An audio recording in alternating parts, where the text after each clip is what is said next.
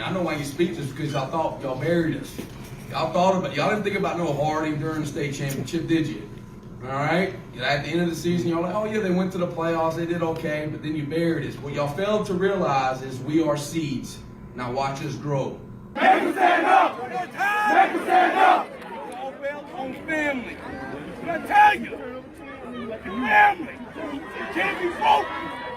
And I got so much of a background with Vance. I coached her for many years, but my daughter was being born. They had a choice they had to make, and they displaced me. They displaced me, but they put me here. They think they did, but you know who put me here? That sucker right there. Some of these kids, they literally like, what are we gonna eat tonight? Where am I gonna sleep tonight? And it was a brutal situation for everybody, and Braheam was one of them. Every day he would show up to school late. He had someone driving him to school every day. He couldn't get to school. There wasn't a bus for him. I didn't know that he was homeless. I was caught up hanging around with the wrong people. I was always at school late. I slept on couches. I was all on my own. Nobody really knew the situation. And now since I met Coach Greiner, he's been a big part of my life. One day I just said to him, I said, hey man, how about you just come have dinner? You wanna come have dinner at the house?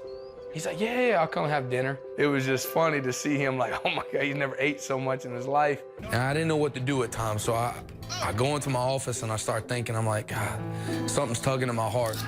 Now, Sam Greiner has spent years talking faith, family, and football. So he called his wife, Connie. Okay. It was time to practice what he preached.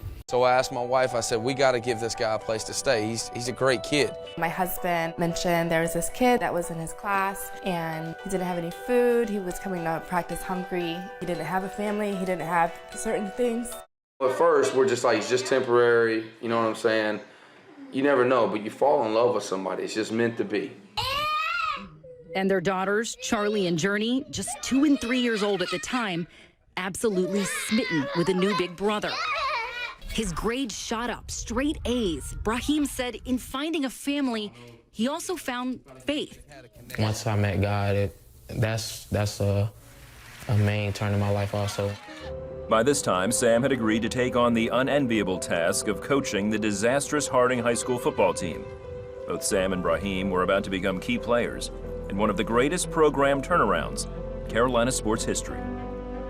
I knew it was a task that was impossible. The school, like I said, it had no football equipment that was like up to date. They had nothing. They had no uniforms. They had nothing that, like, why would that kid want to come play?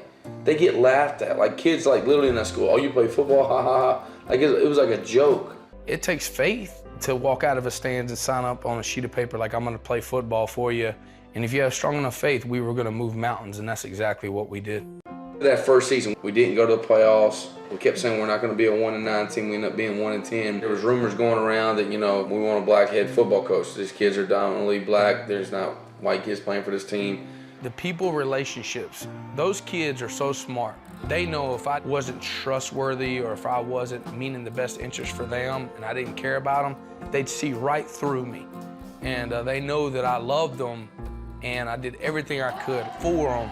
And I think that's where they like, you know what, there's someone that really cares about us. Over 30 years, they ain't won one or something like that, but we're not done yet. That was our second goal, to win the conference. We still got to make him stand up with a capital H, and the only one way to do that is to do things people said it can't happen. After 2 seasons of improvement, the Harding Rams advanced to the state final. For the first time, we were down early. Like in the beginning of the game, they went right down the field and they scored, and we had to buckle down, put our feet in the ground, and just say, hey, we were meant to be here. Be great. A close game was finally put out of reach by the heroics of Braheam. This is what won the game. We were on our own goal lines. I just walked up to him, I said 28-0, and I'm gonna keep it. And I looked at him, I said, run it. And I thought maybe he'd get a first down. He just kept running. Then I looked to the right of me, and I'm like, there's nobody there. Oh, I'm gone. Braheam Murphy, the 10, the 5, touchdown. Harding University High did the impossible by winning the state championship. That was one of the best days of my life. It was just seeing where we came from to where we ended, and there was no way that we were gonna lose on that field. So seeing that team, I didn't pay any attention to them. I just focused on what I had to do and what I had to do to make my team win. Braheam is now playing at West Point, as Sam begins a new chapter in his high school coaching career in North Carolina. It's amazing to see how special it is to go through the ups and downs and see the glory in the end. Like, how in the world did we know that Braheam's gonna go to West Point? Greatness was made for him, and I was just a small step for him to earn that. A coach doesn't define who I am. I'm a man that believes in Jesus Christ as my Lord and Savior.